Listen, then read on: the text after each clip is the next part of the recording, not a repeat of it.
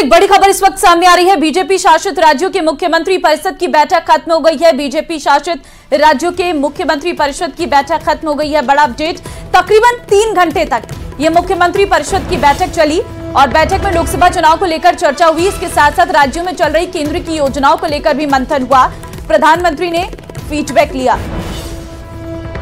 तो बैठक में लोकसभा चुनाव को लेकर चर्चा की गई और बीजेपी शासित राज्यों के मुख्यमंत्री परिषद की ये बैठक जो फिलहाल खत्म हो गई है, 3 घंटे तक ये बैठक चली, जिसमें प्रधानमंत्री नरेंद्र मोदी ने फीडबैक लिया, क्योंकि लोकसभा चुनाव से पहले ये अपने आप में एक बड़ी बैठक है जो 3 घंटे तक चली है। सभी बीजेपी शासित राज्यों के मुख्यमंत्री इस बैठक में मौजूद रहे, जिन्होंने अपने अपने राज्यों के बारे में जानकारी दी है और वहां पर किस तरीके का माहौल इस वक्त लोकसभा चुनाव से पहले है उसके बारे में यहां पर जानकारी दी गई है। और प्रधानमंत्री नरेंद्र मोदी इस बैठक में थे, जिन्होंने 3 घंटे तक इस बैठक में उन सभी योजनाओं के बारे में भी मंथन किया जो केंद्र की ओर से चलाई जा रही हैं।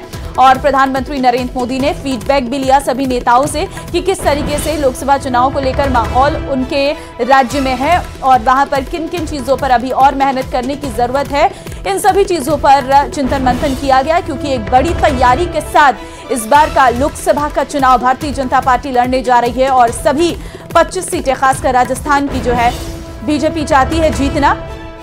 तो उसी के लिए जो है लगातार अब ये बैठकें लगातार चल रही हैं और 400 पार का नारा इस बार भारतीय जनता पार्टी की तरफ से दिया गया है। तो 400 पार अगर सीटें हासिल करनी है तो बीजेपी ने अपनी पूरी रणनीति तैयार कर दी है। सबसे पहले ये मुख्यमंत्री परिषद की बैठक।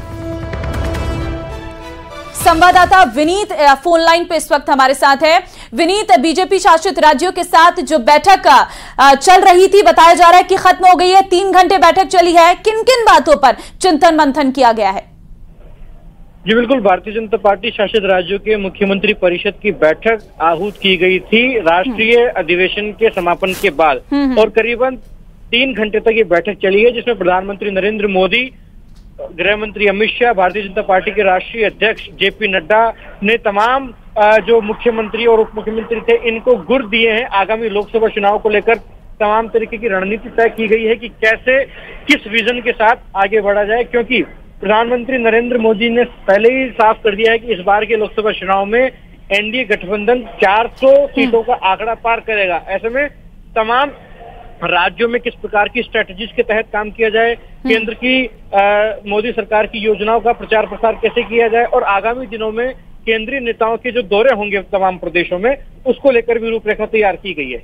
जहां तक राजस्थान के संदर्भ में है तो मुख्यमंत्री भजनलाल शर्मा ने ये आश्वस्त किया है बीजेपी आलाकमान को कि जो परिपाटी पिछले 2 चुनाव से राजस्थान में चली आ रही है कि 25 की 25 लोकसभा की सीटें राजस्थान की जनता एनडीए गठबंधन की झोली में डालती आई है, वो जो परिपाटी है वो इस बार भी कायम रहेगी, बरकरार रहेगी और 2024 के लोकसभा चुनाव में भी भारतीय जनता पार्टी 25 की 25 लोकसभा सीटें जीतेंगी। भारतीय जनता पार्टी। ठीक है, बहुत धन्यवाद आपका तमाम जानकारी देने के लिए।